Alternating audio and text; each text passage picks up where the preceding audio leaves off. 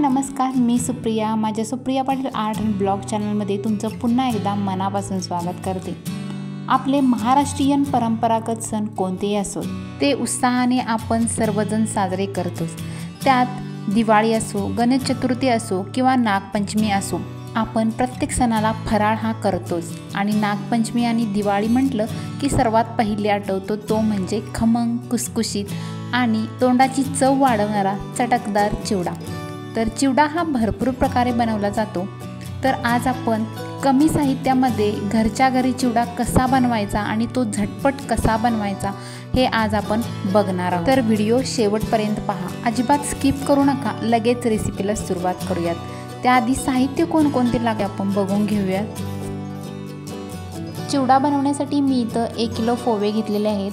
या पोह्यांना दगडी पोहे किंवा यालाच भाजके पोहे, जाड पोहे असेही म्हटले जाते. हे पोहे आपल्या दररोजच्या कांद्या पोह्यांसारखेच दिसतात, परंतु हे थोडे फुगलेले जाड पोहे असतात.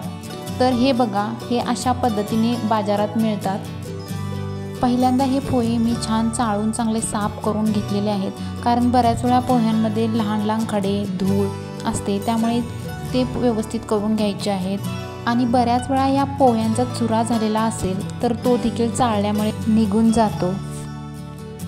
त्यानंतर मी इथं घेतले तेल, त्यानंतर मी शेंगदाणे घेतले आहेत, हे 1/2 किलो आहे. त्यानंतर घेतलेत फुटाण्याची डाळ, ही 100 ग्रॅम आहे. त्यानंतर मी इथं खोबरं घेतलं आहे, 100 ग्रॅम आहे, ते पातळ चिरून घेतलेलं आहे. त्यानंतर फोडणीसाठी मी लसूण घेतले आहे, ही लसूण कुटून घेतलेली आहे.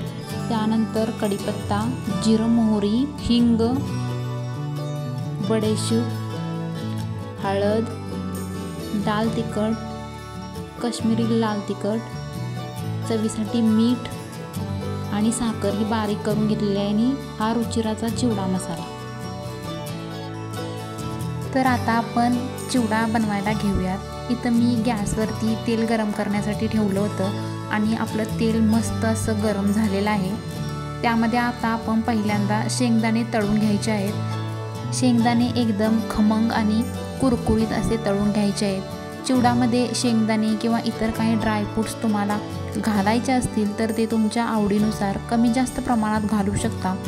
जोपर्यंत शेंगदाणे तेलामध्ये फुटत नाहीत तोपर्यंत ते व्यवस्थित भाजून घ्यायचे आहेत. जास्तसुद्धा भाजायचे नाहीत, कारण जास्त भाजल्याने ते कडवटपणा त्याचा लागतो.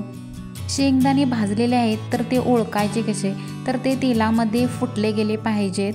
तेव्हा समजायचं की आपले शेंगदाणे चांगले भाजलेले आहेत.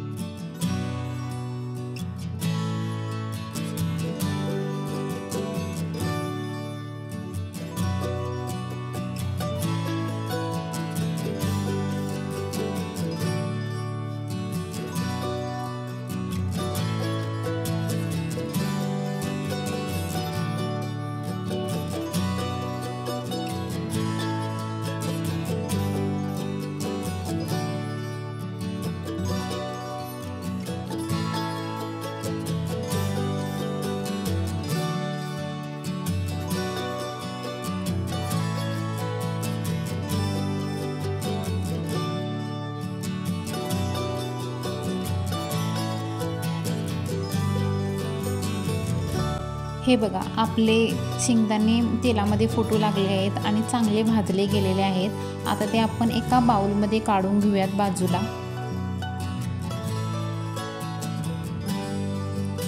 त्यानंतर त्याच तेलामध्ये पातळ चिरलेलं खोबरंसुद्धा हलक्या बदामी रंगासारखं तळून घ्यायचं आहे. त्याचप्रमाणे त्यामध्ये फुटाण्याची डाळसुद्धा ती तेलावर तरंगेपर्यंत छानशी हलवून तळून घ्यायची आहे.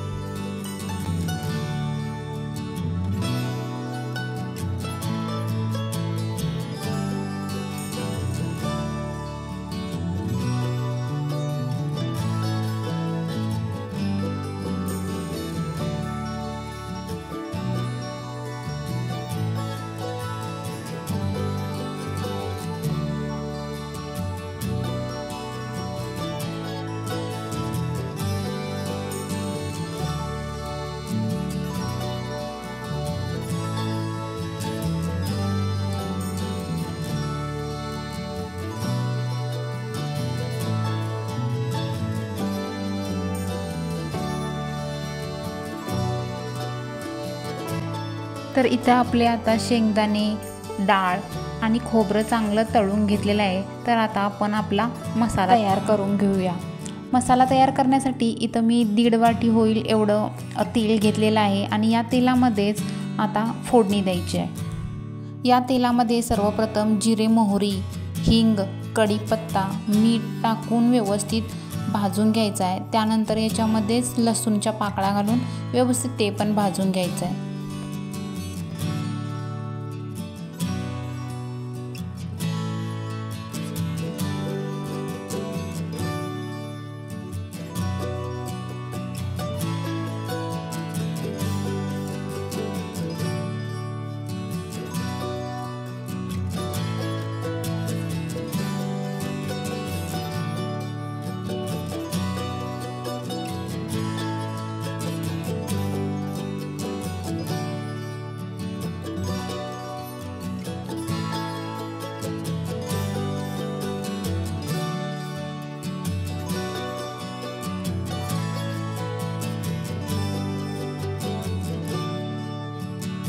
हे सर्व भाजून घेतल्यानंतर उरलेला सर्व मसाला याच्यामध्ये टाकायचा आहे। म्हणजे साखर, ही साखर कुटून घेतलेली आहे। त्यानंतर काश्मीरी लाल तिखट 2 चमचे टाकायचं आहे। चवीनुसार त्यामध्ये तुम्हाला जेवढं तिखट हवं आहे त्यानुसार घरचं लाल तिखट टाकायचं आहे आणि हळद टाकून हे व्यवस्थित हलवून घ्यायचं आहे।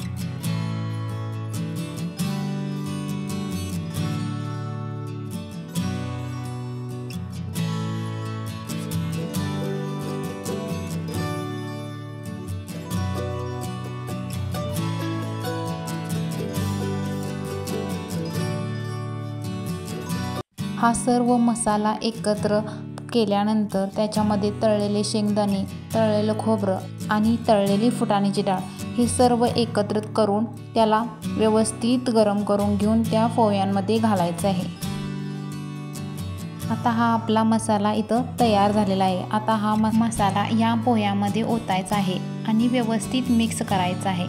अगदी हलक्या हाताने व्यवस्थित एकत्रित करायचा आहे जेणेकरून हा मसाला पूर्ण पोह्याला लागेल आणि आपला मस्त असा खमंग, कुसकुशीत आणि झटपट कमी साहित्यामध्ये घरच्या घरी चिवडा तयार होईल। अजिबात मार्केटमधून आणण्याची गरज पडणार नाही। अगदी साध्या आणि सोप्या पद्धतीमध्ये चिवडा तयार होतो।